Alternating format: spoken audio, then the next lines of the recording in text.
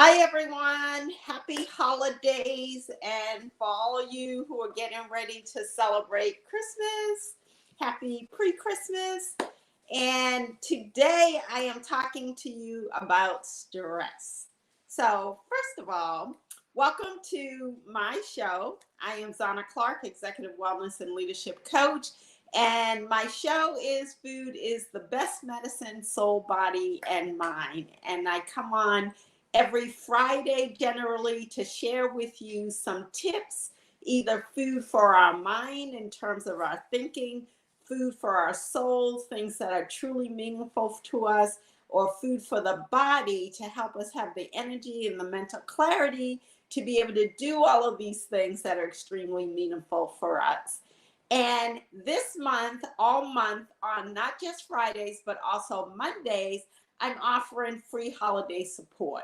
So every time I come on, I'll be sharing some insights, some tips, some recipe or food demo that's all designed to help you stress less and avoid the holiday pounds, right? So we can start off the new year wonderful. I want greater health, wealth, and happiness for everybody who's watching my show.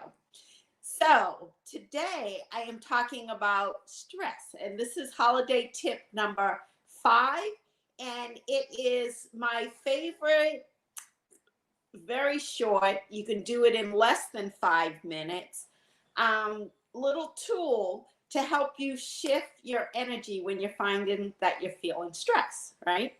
So I was going to share a particular exercise for you, but I'm actually going to change it because I am currently finding myself in a very stressful situation.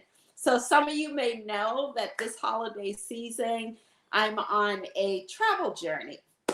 So yes, we're kind of in the height of COVID stuff. And yes, we are traveling from north to south. And so that creates a certain amount of stress. I am traveling with my mom, my partner, and 2 dogs. And I'm taking my mom, who's 89, from Massachusetts with various stops down to her hometown in New Orleans, which is where I currently am. And New Orleans is one of my favorite places. It is where, as a child, I spent I would come down here 4 times a year. And I did that almost every year until Katrina happened. And then with Katrina, there was like a major shift in the lives of everybody in New Orleans. And for my family, many people dispersed. They lost their homes and were not able to come back. And they resumed living in another state. And then those who stayed also started suffering the post-traumatic stress of Katrina, which showed up in their body, and many of them died not too many years after Katrina. So I came down this time to bring my mom so that she could reconnect. My mom, many of you know, lost her husband of 65 years just in September. And so we're doing this road trip so that she can reconnect with friends and places that really were meaningful for her. And this is one. So we came to our family home. This is a home that my great grandfather built in 1912. 1912, and it is a home where so many family members were raised. So my mom was born and raised in this house. Her mother was born and raised in this house. Her mother's sister, who was like a second kind of mom to my mother, was actually born in this race. So lots of memories in this house. So you can imagine just doing a trip like that during the pandemic can be stressful in and of itself, even with all the glories and all the miracles that have happened from reconnecting with all of these people and places. It's still stress. Stress can be bad. Stress can be good.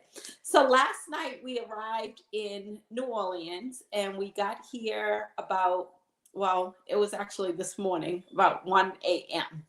And we were so excited to come in. We've not seen this property in, well, really since about 2 years after Katrina. So that was many, many years ago.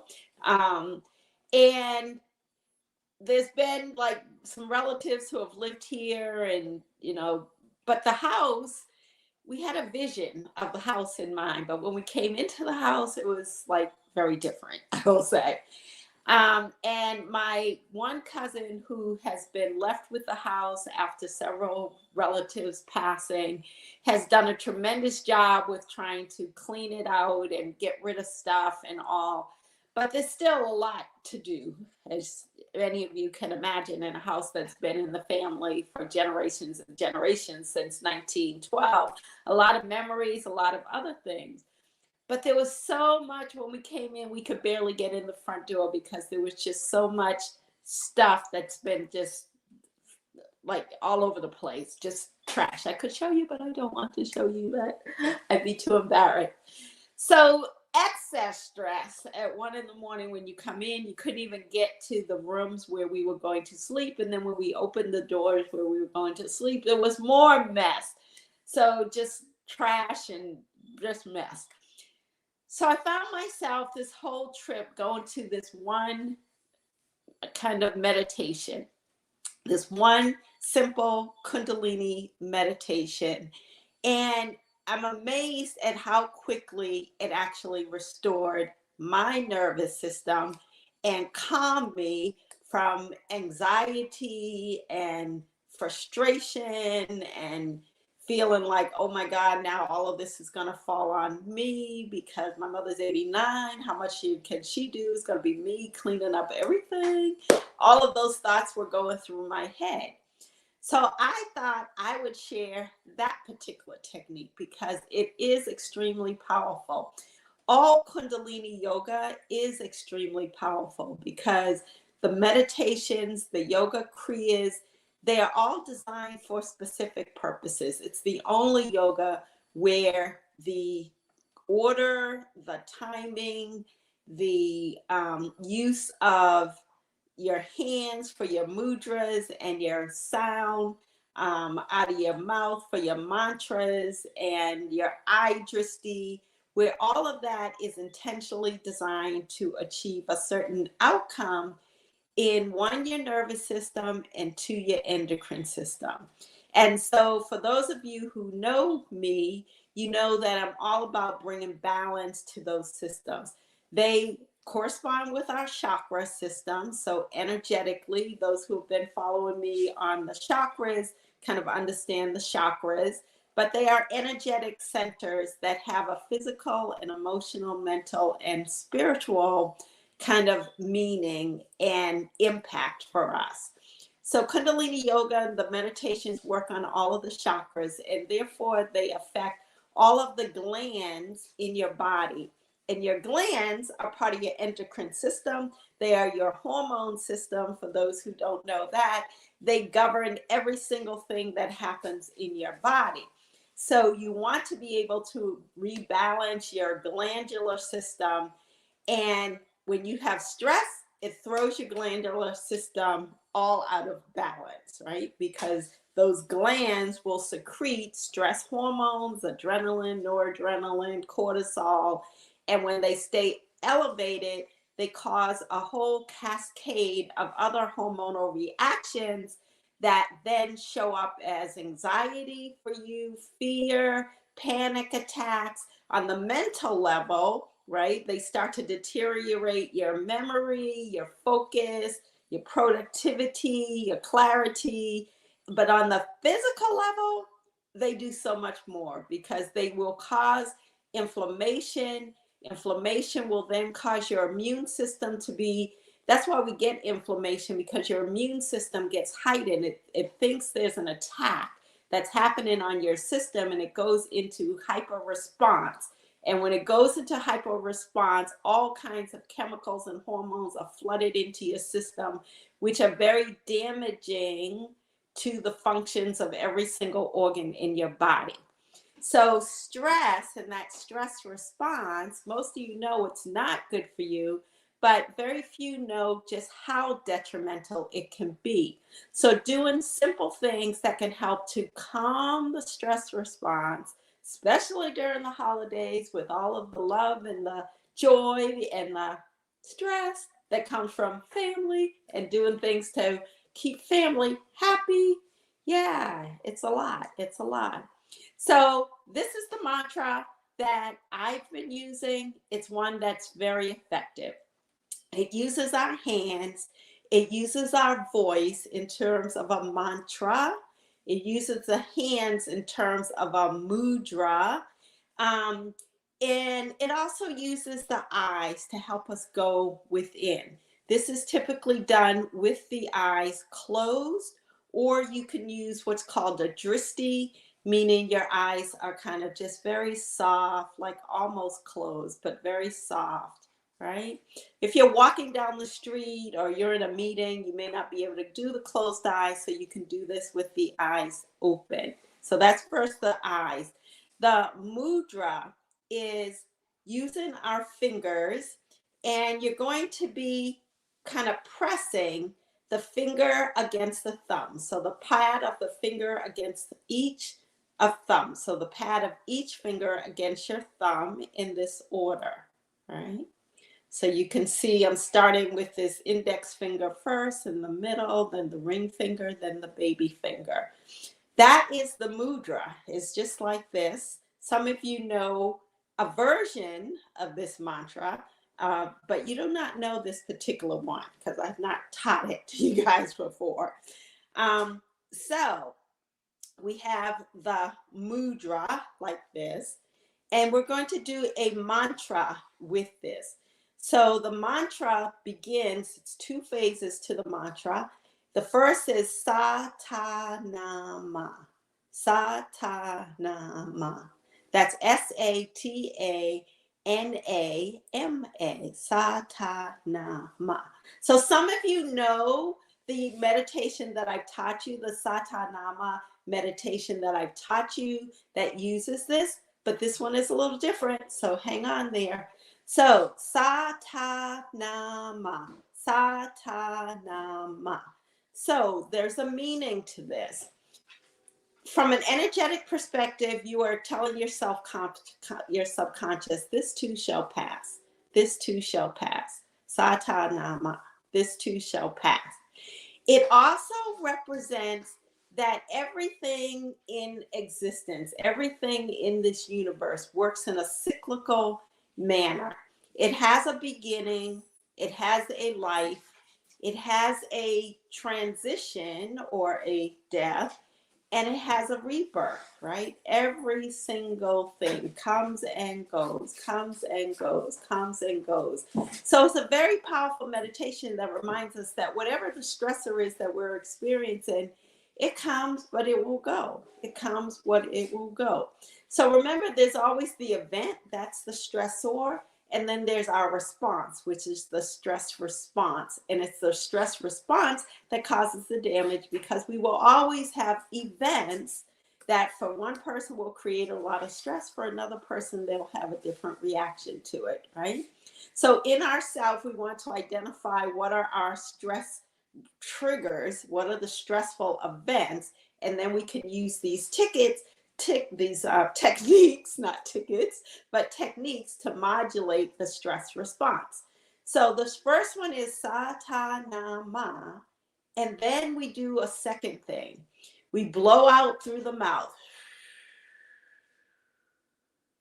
And as we're blowing out through the mouth, you use a mantra, which is Waheguru. Waheguru. Waheguru, right? Waheguru is like, the universe is great. God is good. God is in control. The universe, infinite intelligence, is the one power. It's acknowledging that there is something higher than us that is really orchestrating and in charge of everything, and is ensuring that we will flow through it no matter what it is, right? So this one is great in that it's Satanama, reminded us that there is a cycle. This too shall pass. It's not going to last forever. And then Waheguru is acknowledging that infinite intelligence, that infinite presence that is there to guide us and lead us through. So this is what I've been doing. Satanama. I just want to say it softly to myself. Satanama. Waheguru. As you exhale, you want to exhale through the mouth. You want to imagine that you are sending whatever your stress event is out into this infinite intelligence, into this divine presence to be transmuted and returned, rebirthed back to you in a form that you can manage, right? Satanama. Satanama. You can say it like that, like saying Satanama in your voice and then Waheguru quiet, or you can do the whole thing silent, right? So you may be in front of other people. You don't want to speak it out. You can have your hands down by your side, or if you're at a work meeting, you can have your hands under the table and you can just be saying to yourself, Satanama Waheguru. Satanama Waheguru. Satanama Waheguru. So how long should you do this technique? Generally 3 minutes is minimum. But if you don't have 3 minutes, if you only have 30 seconds, do it in 30 seconds, right? In Kundalini Yoga, generally we do things like 3 minutes and 7 minutes and 11 minutes and 21 minutes.